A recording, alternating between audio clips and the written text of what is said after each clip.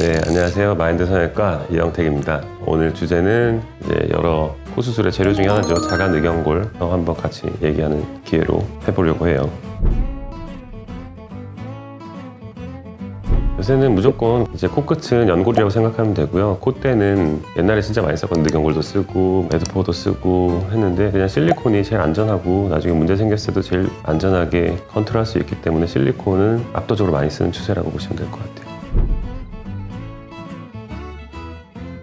제가 맨날 상담해드리고 그림 그리면서 설명해드려도 아직 헷갈려 하시는 분들이 있고 당연히 헷갈릴 건데 그냥 크게 두 가지로 생각하시면 돼요. 튼튼한 것과 부드러운 것. 튼튼한 걸로는 기둥을 세우고요. 부드러운 거는 덮어줘요. 덮어주는 거는 이제 전체적인 마지막 그 모양새나 매무새, 높이의 일부분을 담당하는 거고 기둥은 누구나 만들어야 되거든요. 그게 뭐 비중격 연장술에 쓰이는 기둥이든 비주의 기둥이든 여러 가지 연골을 쓰는데 가능하면 튼튼한 걸 사용을 해요. 그래야 좀 유지도 잘 되고 수술이 오히려 한 번에 다 끝날 수 있는 찬스가 많아지기 때문에 튼튼한 연골을 기둥으로 쓰고 그 튼튼한 연골이 뭐냐면 1차적으로는 코 속에 있는 비중격이 있고 늑연골이 있어요. 옛날에는 뭐 인공뼈라든지 뭐 메쉬, 매드포 이런 걸 많이 썼는데 그런 것들은 좀 사실 나중에 수술할 때도 많이 안 좋고 난이도도 올라가고 제거하기도 어렵고 해서 서서히 좀 사용을 많이 안 하려고 하는 추세고 대부분은 늑연골 또는 비중격으로 수술을 하려고 하죠. 그래서 늑연골에는 또 자가늑연골과 기증늑연골이 있는데 어떻게 보면은 어떤 케이스에 쓴다라고 딱 정해져 있는 건 없고 환자의 선호도인 것 같아요. 올해 작년 또 논문을 찾아보고 혹시 업데이트된 거 있나 찾아보고 해도 골드 스탠다드 는 자가늑연골이 맞지만 자가늑연골과 비교를 했을 때 합병증 발병이나 제술의 필요성에 대한 기증력을 사용했을 때 차이가 있냐라고 하는데 의미 있는 차이까지는 아직 없다라는 수준으로 확인을 했고 자가늑연골의 단점과 어떤 그런 것들을 감안해서 기증늑연골을 선택하는 사람이 있고 어떤 심리적 안정이라든지 본인의 선호도에 의해서 자가늑연골을 선택하는 사람들도 있다라고 생각하시면 될 것 같아요.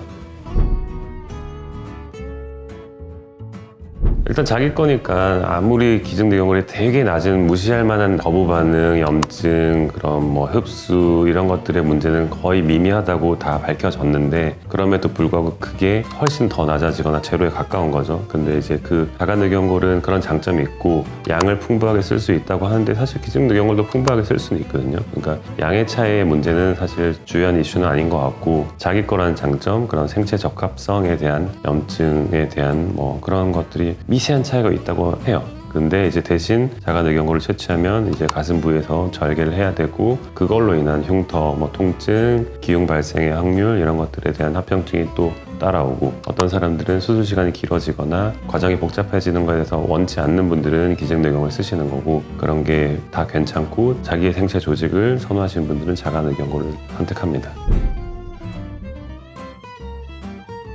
세 가지 사례를 준비했는데요. 올해 했던 환자분들이라 다 기억이 나요. 자가늑연골로 다 수술을 한 사례인데 첫 번째 이제 이분 같은 경우는 조금 화려한 결과도 원하셨고 본인이 자가늑연골에 어떤 선호도가 있으셔서 자가늑연골로 수술을 하고 이제 콧대는 당연히 실리콘 쓰고 그렇게 하면서 뭐 들린 거라든지 코끝에 조금 더 화려한 높이 이런 것들을 만들어 봤던 사례예요. 두 번째 사례는 보시다시피 좀 많이 들려 있고 아시다시피 이제 구축코라고 저희가 부를 수 있는 그런 좀 짧아진 그 안에서 짧아진 조직들을 다 정리하고 이런 경우는 이제 저희는 자가늑연골을 먼저 제안을 해드려요. 그 이유는 이제 튼튼한 강도를 일단 우선적으로 확보를 해야 되는 그런 재료가 필요하기 때문에 그리고 심지어 이제 안에서는 좀 재료의 양도 많이 필요할 수 있고 그런 여러 가지 이유 때문에 자가늑연골로 이제 코끝 기둥을 잘 세운 다음에 구축 같은 조직을 다 정리하고 이렇게 해서 코끝을 많이 내려주고 콧대나 이런 라인들 정리해서 이렇게 좀 드라마틱한 결과를 다행히도 피부가 잘 늘어나는 편이라서 안에서만 좀 잘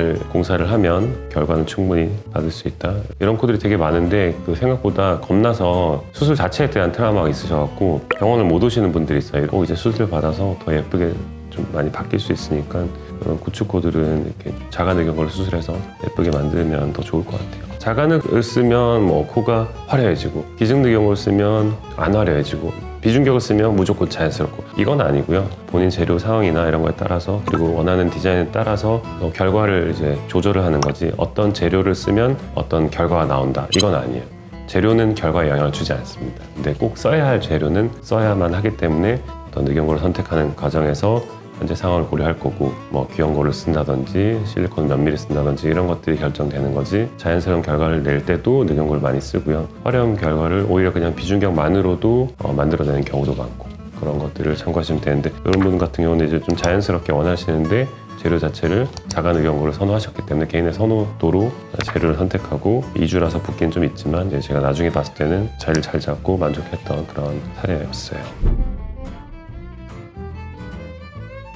실제로 저도 이렇게 궁금해서 옛날에 수술 직후에도 물어보고 수술하고 뭐 2, 3일차, 일주일째, 2주째 이렇게 물어보면 대부분 아예 안 아프신다는 분이 절반 정도 그리고 나머지 절반 중에 또 절반은 한 2, 3일 정도까지는 그랬는데 그대로 괜찮아요 라고 하시고 그 다음에 또 한 20%, 10% 정도는 한 1, 2주까지는 조금 움직일 때 아프다거나 그런 분들도 좀 있는데 대부분은 통증이 오래 지속되거나 그러진 않아요. 흉터 문제도 이것도 다 똑같이 꾸며놔도 사람마다 다르기 때문에 결국은 개인의 어떤 유전자 성향이나 피부 특성에 따른 결과 차이가 제일 두드러지게 나타나지만 그래도 대부분은 흉터에 대한 뭐 문의를 하시거나 레이저를 하거나 그걸 다시 재봉합을 해서 흉터 성형을 하거나 그런 적은 아직은 한 번도 없어서 대부분 흉터도 속옷이나 이런 수영복에 가려지지 않는 위치이긴 하지만 길이가 좀 짧고 좀 측면으로 이렇게 좀 잘 하다 보면 눈에 그렇게 띄진 않아서 스트레스 받으시는 분들은 생각보다 거의 없다 그렇게 생각하시면 될 것 같아요.